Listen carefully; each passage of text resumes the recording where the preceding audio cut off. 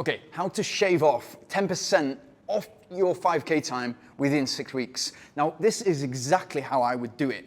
And what it's doing is it's playing to your strengths, but developing your weaknesses. And essentially, it's developing the weaknesses and turning those into strengths that are going to catapult us forward. This is exactly how I would do it.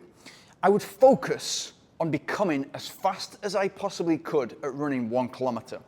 And the way that I would do that is I would keep the rest of my training pretty much the same. There'd be 2 recovery runs, there'd be 2 easy runs, the interval session would change, and the long run would change. And here's how they would change. I'm going to give you a few examples of different sessions that I would do along to getting faster by 10% off my 5K time. Now, the interval session would all of a sudden go for what it typically is at the moment if you are doing intervals. If you're not doing intervals at the moment, brilliant. You're going to tap into a bunch of speed work there, improve your efficiency at moving over the ground. That's going to make you a much faster, much better athlete. But I'm going to work with a smaller distance. So the total volume of the session is not going to move more than 3 kilometers. And what that allows me to do is to focus on quality. I'm still going to keep the recovery, I'm still going to keep the rest at 60 seconds in between each interval, but I'm going to be breaking down only 3 kilometers, 3,000 meters.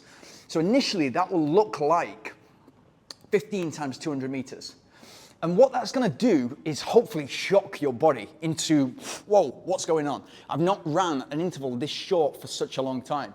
And hopefully, at some point, if you've been watching these videos, hopefully you've been doing 1-minute intervals and 2-minute intervals and 3-minute intervals, and you understand how those shorter distances feed into the longer intervals.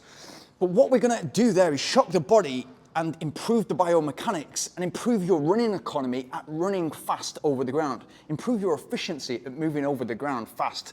Your body is going to be thinking 15 times 200 meters. First of all, I've got to pace it. How fast does a 200 meter go? And then you're going to get into a point where you can pace something quite difficult like 15 times 200 meters. And then we're just going to shift it up, 10 times 300 meters. And all of a sudden, there's a little bit more distance, but there's only 10 of them. But I'm still only doing 3 kilometers of total volume. And by doing that and shocking the body and just focusing on the goal of running a kilometer as fast as you possibly can, it's going to give you a great goal. Like running a kilometer as fast as you can is difficult. And as I'll always say, like people say, oh, this is the hardest race in the world, or this distance is the hardest. The distance is as hard as you make it. So if you run as fast as you possibly can for a kilometer, hopefully you are wiped out by the end and you're full of lactic acid. It's very, very difficult to do. But if we focus on that 1 kilometer speed, it's going to improve the 5 kilometers. It's going to improve our ability to move then over 3 kilometers and then over 5 kilometers. Then what I'm going to do is I'm going to get to a point with the intervals where I can do 3 times a kilometer in the pace 10% slower than the pace that I want to be able to aim for the 1 kilometer. Now, what should your pace be? Now, if you're currently doing 5 kilometers in, let's say, 25 minutes, and you want to take 10% off that, or you want to aim much higher than that in the future, but initially in 6 weeks, you want to take 10% off that, that's 2.5 minutes. You need to turn yourself into a different runner than what you look like at the moment running 25 minutes. Is it possible? It depends on your start point. And this is the key point. And I kind of always have to say this because as obvious as it is, if you've been training with a top coach for the last 20 years, it's not going to be possible for you to gain 10% in 6 weeks. If you're just tapping into speed work, if you're just tapping into interval work, if you're just tapping into structure, it is easily possible to gain 10%, especially if you've not done speed or interval work, and all of a sudden you're tapping into that raw speed, you're tapping into a better running economy, better efficiency at moving over the ground, and you've got a goal there that you're going to, very, very soon, you're going to be held accountable for. And that keeps you honest, it keeps you training, it keeps you getting up in the morning, it keeps you doing the recovery runs and easy runs. And if you're doing that hard session, even if it's 3 kilometers of total volume, you'll realize that, whew, tomorrow I need a rest because my body's a bit beat up. And the day after, I'm going to do a recovery run, but it's got to be slow enough, it's got to be low effort enough so that I'm going to recover enough to then hit the long runs. Exactly the same with the easy run. You're going to bridge the recovery run to the long run, but you're not going to take too much out of the body. You're going to keep your legs, keep the recovery accelerating, and you're going to keep your legs as fresh as possible so you can hit it again on that long run. And then what we're going to do with the long run is keep it short and spicy. And within that long run, it's going to be specific. So we might go out there, it depends on your starting point, we might go out there and run 10 kilometers. And that might look like something like, okay, you're going to do 3 kilometers, super easy, and that's just going to be your long, slow distance pace. You're going to do 3 kilometers at the end, long, slow distance pace. And that middle 4 kilometers, you're going to break it into chunks initially.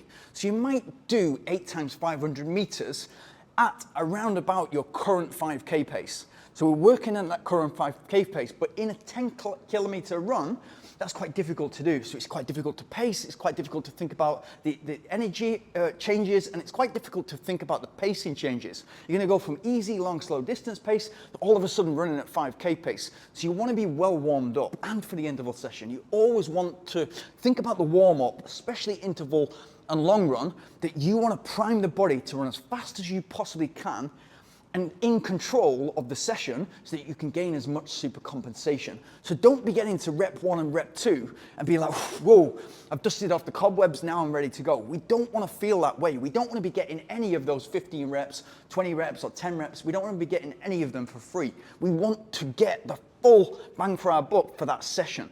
Incredibly important to prime the body really well in the warm up and to do a cool down afterwards. So then that 10 kilometers, we'll keep it exactly the same. That long run is 10 kilometers. And then we might do, again, 3 kilometers and 3 kilometers in the end, long, slow distance, really easy. But that middle 4 kilometers, we're gonna work with. And then we might split it up into 250 meters and run faster than 5K pace. And what we're doing is we're giving ourselves another bite of the cherry during the week, another session to gain super compensation, specifically to the goal of running a kilometer as fast as we possibly can. When we've done that over the weeks and we start to, consistency is the main thing. If you're all of a sudden looking after your body, you're doing a great warm up, you're cooling down, it might just be a kilometer and a half, but getting it into the habit of doing a cool down, incredibly important. Then starts your sleep, you're looking after it, and instead of a 6 out of 10, now it's an 8 out of 10. Reducing stress, treating your body with respect, putting the right foods and hydrating. Super important. If you're then looking after those things and consistently hitting the interval session, the long run, and you're going slow enough on recovery runs and easy runs, you're going to turn into a different athlete. Again, depending on your start point, but you're going to turn into a different athlete if all of a sudden you're like, right, I want to go at this. And I'm not happy with 25 minutes for the 5K.